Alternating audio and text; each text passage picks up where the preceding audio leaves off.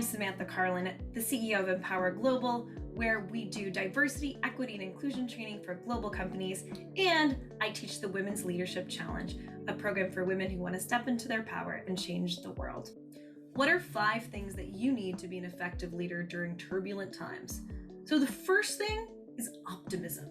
No matter how bad the situation is or how big Goliath may be, people want somebody who's going to lead them and show them that there is a way out. Somebody who can say things might be hard right now, but there is a light at the end of the tunnel. And no matter how big the problem it is that's confronting us, it's okay. We're resourceful, we've got talent, we've got skills, whatever is going on right now, we can solve it. So they want to see that their leader is optimistic, because if the leader is showing utter and complete despair, then nobody else will have hope either. The second thing is empathy.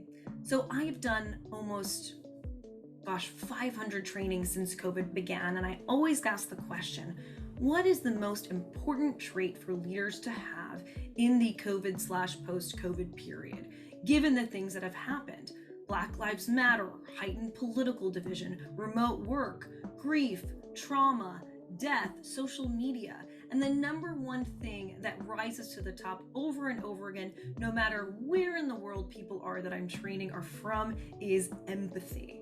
Having empathy for the situations of your consumers, for the situations of your people, as in Jacinda Ardern, when she had the government take a pay cut in solidarity with the people of New Zealand who were suffering during COVID, or with your employees, and to really show empathy that not everybody's lived experience is the same as yours, and to appreciate the nuance and difference within the lived experiences of your employees, and to show empathy to them, to check in on people.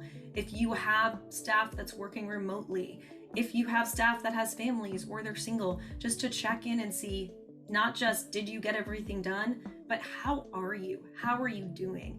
Giving them that space to connect with you in a deeper way goes so long. There's studies that show that empathy has a dramatic effect on a person's ability to innovate.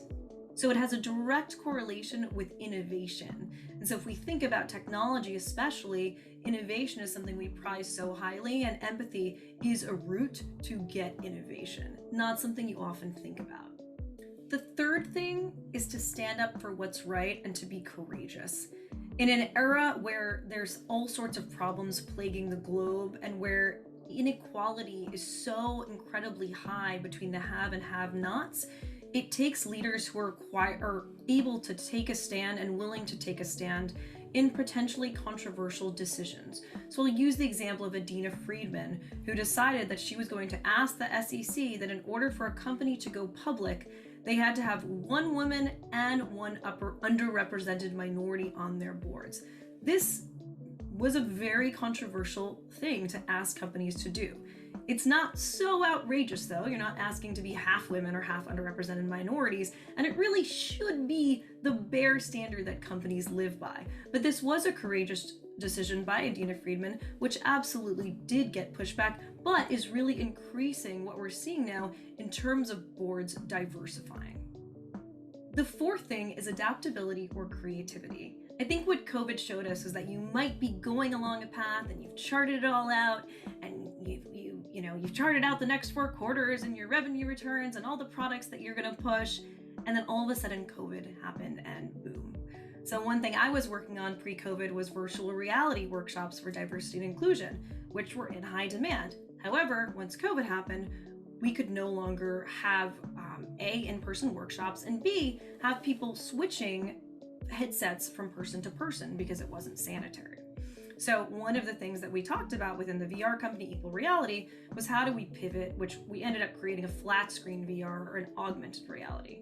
The other thing that I did is I was doing one-off workshops for companies, and I realized there's a real need here for people to connect on a human-to-human level. People are grieving, they are alone, they need help, they want to connect deeply with other people, they are isolated, and that's where I came up with the idea of the Women's Leadership Challenge, which is now a 15-module course for women who want to step into their power, connect deeply with like-minded women, understand how to create change and get to the tops of their careers. So the Women's Leadership Challenge was an evolution from COVID. Essentially, that's when I created it, and it was because of COVID. So I think as a leader, you also have to just listen really deeply and really deeply sense what is going on, and know that the product that you might have had a month ago or 6 months ago might no longer work in this current environment, and you're going to have to adapt.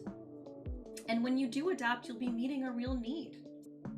So those were my top 5 tips for you on being an effective leader during turbulent times.